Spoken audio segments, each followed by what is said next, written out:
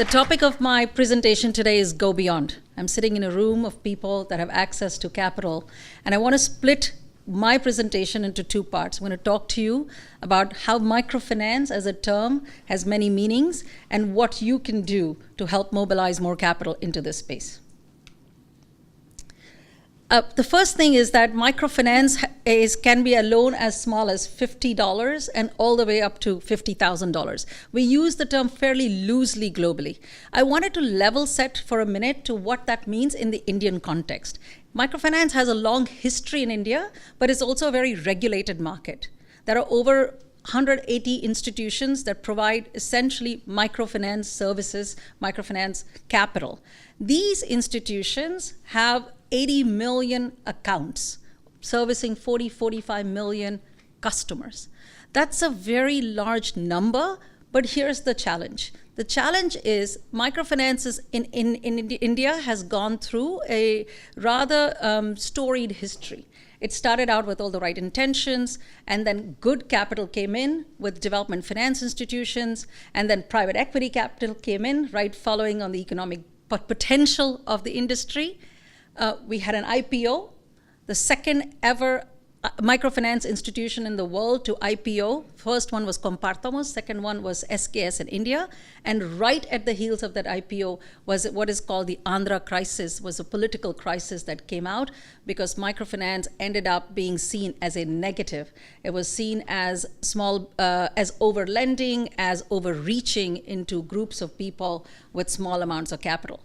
The Reserve Bank of India, which is essentially our regulator, had to step in. And they spent a lot of time redefining what that means in India. So here's what they came back with. They came back with saying that microfinance in India can be a loan that is not a maximum beyond $850. In fact, the average loan amount of microfinance in India is only $200. And it's in a model by default, or just because of the history of it, that's typically given in a joint liability group, meaning groups of women come together, they back each other up in financing each other or paying for the other person if one of them defaults. It's a very specific model and a very successful model. However, it has its limitations. One of the issues is we have customers in what I call the missing middle. I'll give you examples, two of my customers. Sheila runs a manufacturing facility. She's looking for $10,000 for working capital. She needs to go buy raw materials. She has no access to bank capital. Shaktivel runs a auto components manufacturing facility, and he's looking to buy a machine. Now, used machine financing is not available. Small loans for machine finance is not available from a bank because he has no history with the bank. And he has no property or collateral to give. There are 42 million such small micro enterprises in India. This is what we call beyond microfinance. These enterprises are making $75,000 in terms of annual revenue for their small businesses. And the business owner is employing 6 to 10 people and taking home $300 a month. This particular market is worth $200 billion and growing at 11% every year. It's an incredibly large opportunity that is not being addressed at its full potential. I heard yesterday that essentially there were 180 banks in Switzerland. There are probably about 180 banks in India for 6.5 million people here. I know not all the capital is Swiss, but nevertheless, to 1.2 billion people in India. So you can imagine the vastness of, or the disparity in how a banking institution is just not able to service the small business entrepreneur. These businesses, actually, we heard about the contribution to GDP, but more importantly, they hire 100 million people. And these are what traditionally we call bottom of the pyramid jobs, which means that each employee is taking home maybe $80 to $100 a month in salary. Our mission at Kinara is to mobilize access to capital to small businesses in India, and to do it without taking land or property collateral. We've been operating since 2011. We have now a presence in 6 states in 90 locations with 25,000 customers. Some of them are repeat customers, so we actually have disbursed 30,000 loans. We have a portfolio outstanding of about 75, 80 million. And we have 1,000 employees. We need to have what we call a client-facing touch point, because it's an important element of how we can service the last mile. And a lot of what we do is also use technology, and we'll talk a little bit about that, and how we blend technology with people to get to the right mix from operational efficiency as well as from delivery of service. With the work we have done so far, we've actually created 10,000 new jobs. These jobs, almost 30% of these jobs are first-time job seekers, which means this is the first job this person is ever getting in his or her life. 22% of those jobs have gone to women. In fact, one of our statistics in our data that we collect, and we'll talk a little bit about that as well, is that 45% of the existing jobs or existing employees at a small business are actually women. So there is a huge capacity here to make an impact, both at the employee level and at the business level. When businesses become sustainable, the business owner takes home a little bit more capital, then the entire ecosystem benefits. We talked about beyond microfinance, and I think this is an important distinction that I would like to bring to this conversation. Our business owners, our small business entrepreneurs that we support, we are giving loans in the average ticket size of about $6,000 to $7,000. So they're fairly small in terms of loan amount, but most of them have no credit history. So it's this is a huge infusion for them that they don't have access to. 45% of my customers have had no loans before this from any formal institution. That's a big difference. That's really a big difference to their business productivity. We give business loans to business entities with business bank accounts. So this is a loan that is not being given to the individual, but to the business, making the business a valid part of the entire supply chain that they belong to. Most of the work we do is in micro manufacturing, some in trading. However, within that, we are fairly sector agnostic. Large part of it is auto components, machine components, textiles, food. It can be anything. A business is a business. There's a very similar set of inputs and outputs. We're evaluating the business for their ability to pay back the loan, and we're evaluating them based on their cash flows that they have. And to these business owners, what we provide is a flexible range of products. This is a key differentiator for us, because the alternative, let's just talk about the alternative. An alternative is for a small business owner who does not have land or property collateral is to try and get a personal loan, which let's assume he can get one. It's going to be for a very small tenure, and it's going to be a single loan, and it's going to be to him, not to his business. And it definitely is not going to be to the needs of the business. We provide a loan for machine finance, we provide a loan for working capital, we can give you a line of credit. It's highly flexible and customized, and it takes into account the business needs rather than just the personal need of the entrepreneur. We talked a little bit about the differentiation. Fintech is a word that gets thrown around a lot. Fintech relies on data. Our customers have data, but they're all on pen and paper. So how do you really do a fintech solution when the data is not available to analyze? And so for us, the differentiation from a fintech player is we're accessing or we're going after a customer who really is not part of the digital universe, and somehow getting their data digitized to be able to make the decision. In comparing us to banks, I think enough said. There is just a reach challenge for them. In comparing ourselves to other non-banking finance institutions, the big difference is we will do the loan without land or property collateral. There really isn't anyone else in India who is taking this step. And perhaps it is the fact that I have no banking background or financial services background that I have the ability to just look at this as a problem that we need to solve rather than a risk that needs to be recalibrated. Let me talk to you a little bit about how we go about doing things. Let me skip that, I'll come back to that. So essentially, our process is to meet the customer at his location, at at the business location, identify some initial data points which we capture. Our loan officers will go out, meet the customer, capture the data onto a tablet, and based on a certain set of minimal parameters, we will screen the customer quickly. We'll screen him for the right business, the right target segment, the right use of capital, and also run a certain set of checks. At this point, about 50% is our rejection rate. So we can throw them out of the system quickly.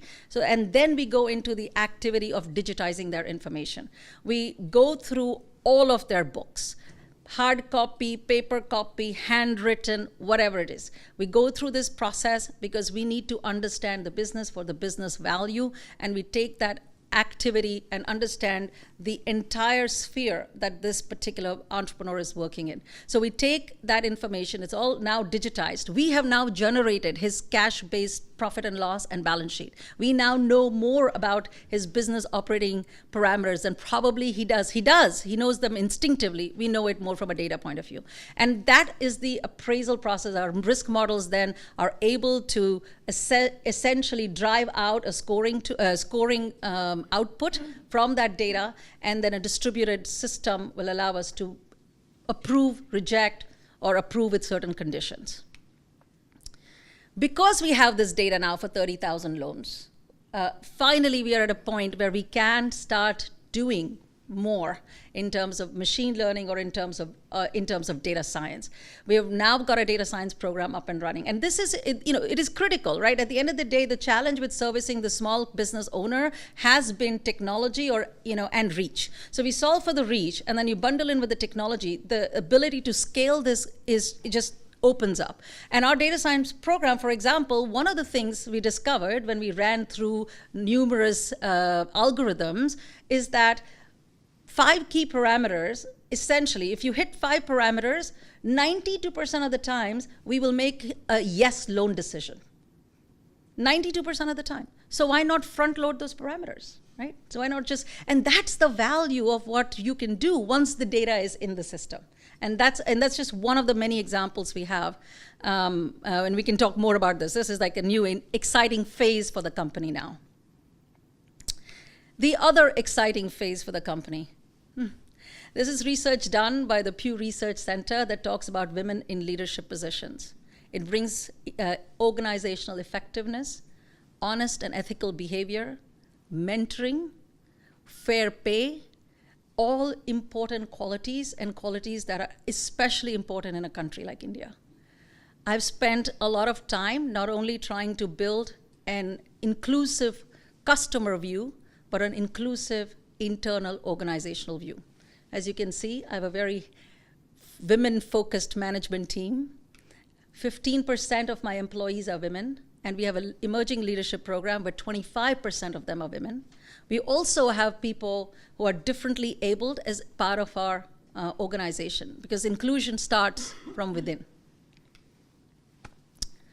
I want to show you a little bit of a video. I want to focus, some of it you heard today. It's a little bit of a promotional video, I apologize, but I want you to focus on the customers and the customer stories, because that's where what I just said comes together. One social impact company is changing the lives of entrepreneurs in India. Also known as micro, small and medium enterprises, or MSMEs, these businesses generate nearly half of India's total manufacturing output. From the roads to the skies and beyond, small businesses in India are moving fast to meet national and international demand. Tax-paying business owners like Manjula and Mohan build products that are used in almost everything from buildings to cars to everyday home goods. These small businesses are profitable and create jobs, but are still labeled as high risk. ಏನಂತಂದ್ರೆ ಮನುಷ್ಯನ್ಗೆ ಊಟ ಅವನ ಅವಶ್ಯಕತೆ ಇದ್ದಾಗ ಕೊಟ್ರೆ ಅದಕ್ಕೊಂದು value ಇರುತ್ತೆ. ಇವನ್ business ಅವನಿಗೂ ಅಷ್ಟೇ. ಮನಿ ಅನ್ನೋದು ನಮಗೆ ಒಂಥರ ಬ್ಯಾಕ್ ಬೋನ್ ಇದ್ದಂಗೆ ಬಿಸ್ನೆಸ್ ಅಲ್ಲಿ. ಸೊ ಅವು ಮನಿ ಇಲ್ದಿರೋ ಟೈಮಲ್ಲಿ ನಾವು ಬಿಸ್ನೆಸ್ ಮಾಡ್ತೀವಿ ಸೊ ಅದಕ್ಕೆ ಅವ್ರ ಅಗತ್ಯ ಇರೋವಂಥವ್ರು ಕಿನಾರಾ ಫೈನಾನ್ಸ್. ನಮಗೆ ಅರ್ಹತೆ ಬಿಸ್ನೆಸ್ ಮಾಡ್ತೀನಿ ಅನ್ನೋರಿಗೆ ಕಿನಾರಾ ಫೈನಾನ್ಸ್ ಇಂದ good choice. Kinara Capital confidently lends to entrepreneurs like Manjula without taking any land or property collateral from them and can provide funds in as little as 5 days. Kinara Capital transforms lives, livelihoods, and local economies by providing loans to small business entrepreneurs in India. Women-led Kinara Capital pioneered small business lending in India and has disbursed 1,000 crores in small business loans to thousands of entrepreneurs. Last 5 years முன்னாடி வந்து நான் கினாரா கேபிட்டலில் வந்து support கிடச்சிச்சு. நாங்கள் இதுவரைலாம் 2 loan வாங்கியிருக்கோம். 2 லோனும் வந்து ஒரு லோனில் வந்து மிஷின் பர்ச்சேஸ் பண்ணேன், ஒரு லோனில் வந்துட்டு நாங்கள் மெட்டீரியல் பர்ச்சேஸ் பண்ணிட்டு ஒரு புது கஸ்டமர்ஸை நான் என்ட்ரி பண்ணேன். ஸோ அந்த லோன் வந்து எங்களுக்கு ரொம்ப சப்போர்ட்டாக இருந்தது. அதை வச்சு நாங்கள் புது கஸ்டமராக நான் டெவலப் பண்ணிட்டு இருக்கோம். Kinara is the number 1 loan provider to small businesses in the manufacturing sector in the range of rupees 2 to 25 lakhs with an average loan amount of rupees 4 lakhs.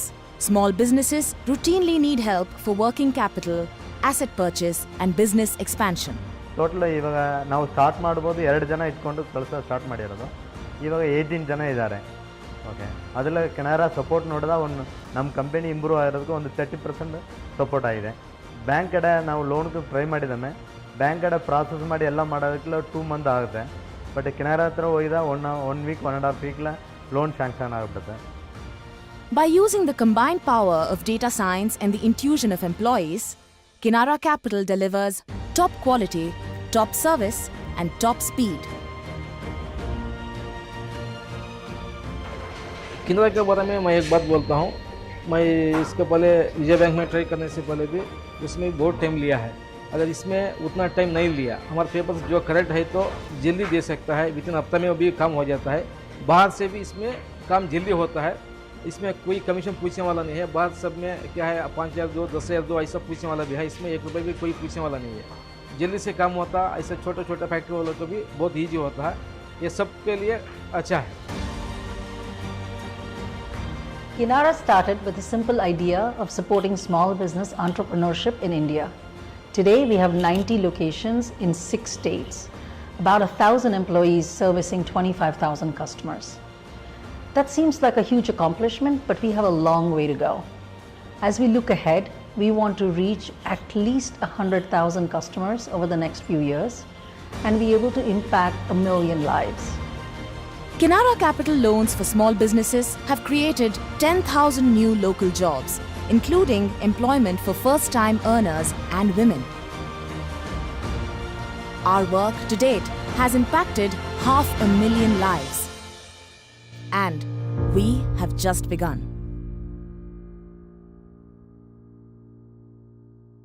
Thank you for spending time to see this. It always reminds me of why I do this work. I want to talk a little bit about symbiotics and our relationship, because I think it's an important element of what is possible. We got our first loan last October. It sounds like any regular month, October 2018, nothing different. But actually, the universe in India had fallen apart with a liquidity crisis only a few weeks before that. So much so that every single sanction that we had was pulled, not just for us, for the entire industry, because capital just froze up. This was a single entity problem that led to, I think earlier somebody said fear. When bad things happen in markets, fear sets in. Well, fear set in. It's when that fear sets in, we need folks like Symbiotics and others to step up and basically hold the mantle to say, this is just an event. This is not the end of the world. And that loan came at a time where we would have had to make a decision between stopping disbursement altogether or continuing the work we do. And that loan funded 600 small businesses in the next 2 months that we were able to take that capital. That is the value of what is being done by so many of you here who may not see the impact you're having so directly. I hope that today gave you a sense that there are entrepreneurs out there who rely on what you can do by going beyond what you do every day. So thank you for that, and thank you for having me.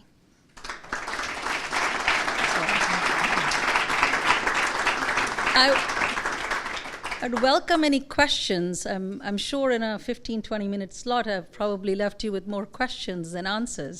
Hi, my name is Pierre Cladny. I have a question. You mentioned 5 factors that determine 92% of the decision making. Right. Could you tell us, or is this secret? Well, it's not a secret. It's specific to our work, right? So, things that we ended up looking for is if there were a manufacturing business buying a machine, if they were in business for a certain number of time, for years, if the income they were earning was invoice based rather than cash based. So there were little parameters that tweaked the answer enough that we made a decision one way. And so that's the whole idea of trying to get efficient with data science. Yes? I wondered if you've done any analysis or comparison of your NPL profile relative to, let's say, a developed market, small business loan book. So let me give you the answer of our NPL profile. We are now a systematically important non-banking finance institution. So we are measured on what is called PAR 90. 3 EMIs overdue means the account is now non-performing. Our non-performing account essentially is 3.22% as of last month. However, about 50% of that we recover. So actual net NPAs are less than 2% in terms of final outcome. Banks in India are running about net NPAs of 7 to 8%. Personal loan markets go from 8 to 11 or 12% even. How it compares to other markets, I'm not quite sure, but this is the Indian context. So we are doing better than the market. I'm sure Alexander will put a lovely chart for me later. Yes? I have a question on the environmental consideration of your clients. So on the social aspect, it's quite clear. Yeah. You help creating jobs. And on the environmental aspect, do you have some metrics that you analyze and maybe having some different conditions on the loan you grant? No. In scenarios where a small business has a direct waste output like electroplating or hydroplating, we are definitely verifying that they have pollution control checks and clearances. But in terms of small scale manufacturing where they're making parts or components of food products, the short answer is no. The more complicated answer is that this is a larger problem. It's a universal problem. It's a governance issue. So I think of India and all the industries that operate in India and wonder who should own that stick of making that happen in the correct manner to in the context of the universe. And I don't feel it should be subjected to the small business entrepreneur who's just trying to survive on a day-to-day basis. Yes. Yeah, so we're seeing an increasing amount of decentralized applications like blockchain and other technologies. So to basically develop peer-to-peer transactions. So I'm just wondering if you're using any of those or if there's competition in your space coming from that area. Yeah. There is a lot of talk about it. In fact, peer-to-peer lending for a while was open, and then the regulator shut it down because it required, and now they've come out with very strict regulations around peer-to-peer lending that will make it possible but difficult. In terms of blockchain, the regulator is a no on that one right now, right? There's a lot of discussion, there is exploration, but it is, the good thing is we have a very involved regulator, a forward-looking regulator who is exploring, or as an institution exploring these new technologies. But at the same time, what has worked in other underdeveloped markets because of the lack of regulation is harder to do in India because of the regulator. But I do think blockchain, by the way, has really good applicability here. If I think of, how do we convert their invoice books, right, into a digitized format? We're doing this today and using that technology for our own decisioning. But if there was a blockchain methodology where we could actually have that transparency built in, it would bring about a lot of flow-based lending into a larger number of entities or businesses than is possible in the method we do today.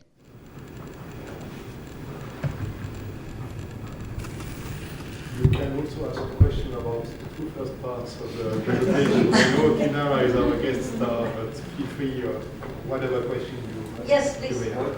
What shareholders' funds do you have to back the loans that you're making? What percentage of the loans are shareholders' funds? What percent of the loans are what? In shareholders' funds or are shareholders' funds?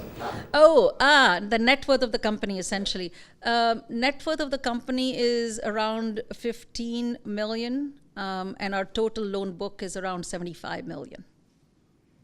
And we are closing another round of 15 million with our existing investors as we speak in this or next week. So, but we are very well leveraged and been profitable for 4 years. I think this is an important question, actually.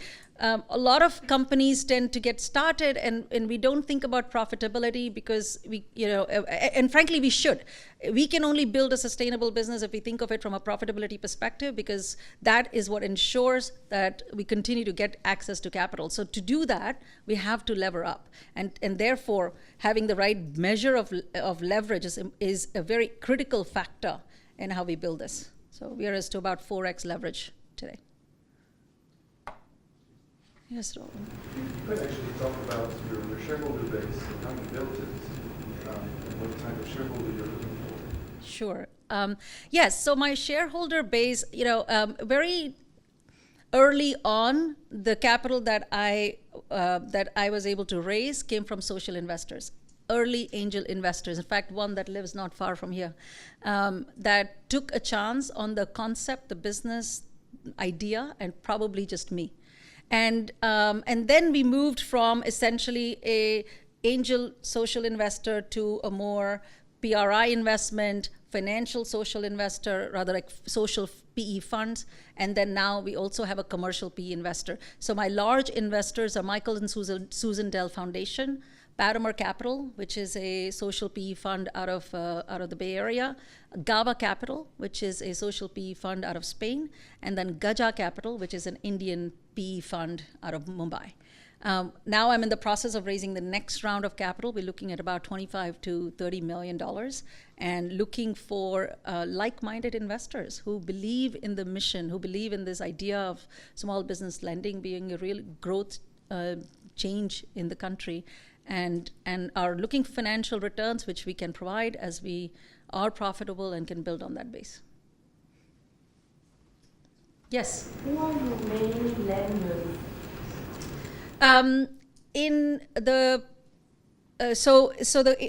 There are two groups of people. There are actually maybe three groups of people. There are the Indian banks, very few, but we have been able to get some access to capital from Indian banks as we have demonstrated growth. There are Indian non-banks who are wholesale lenders.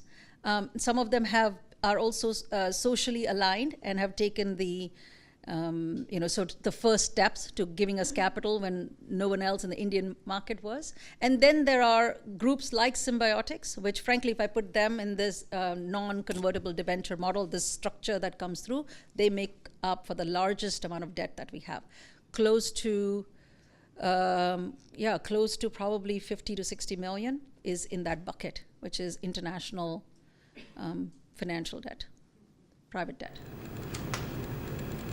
And how do you monetize your business model and how do you scale it? Yeah. So we charge, hold on to your chairs, we charge 26 to 29% interest to our customers, but that's actually not usurious at all. The prime rate in India is 12%.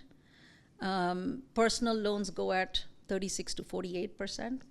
Money lenders at 80, 100, who knows, right? How we work out that spread in terms of profitability is, our cost of capital roughly is 12% if we can get as close to prime.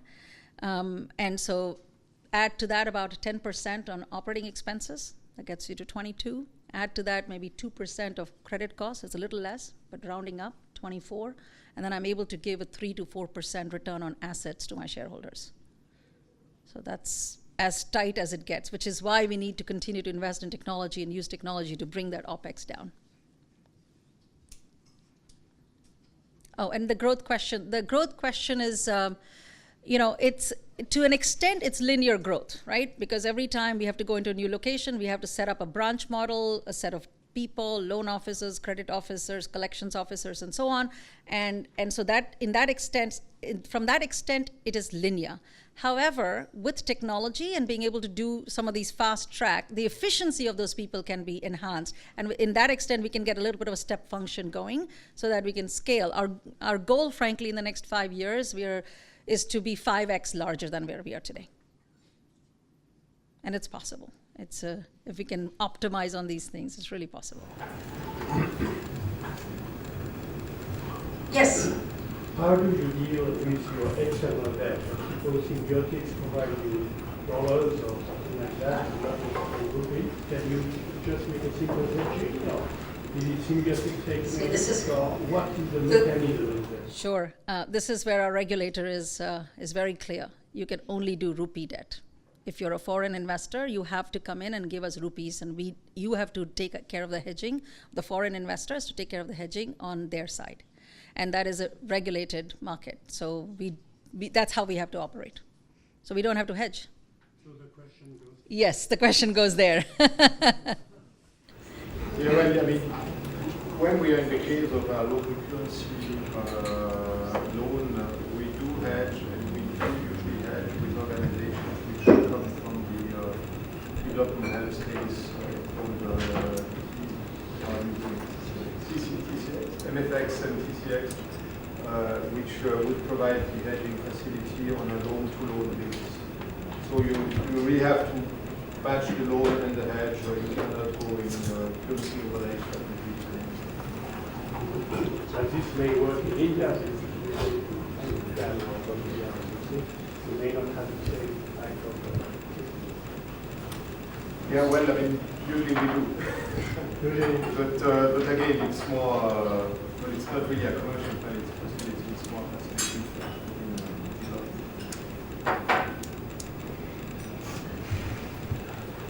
Any more questions? Yes? About the default rate Yes. of your client, do you have statistic or data, or how is it evolving? Yes. Our net default rate is around 1.7, 1.8% of our AUM, which has been very consistent from early days. So we're in the sub 2% range since the beginning, and I think it's a very achievable number. Increasingly so with more learning that we have about how businesses grow within our system. Maybe to add on the loss rate at the SMX index level, so that's the further is less than 1%.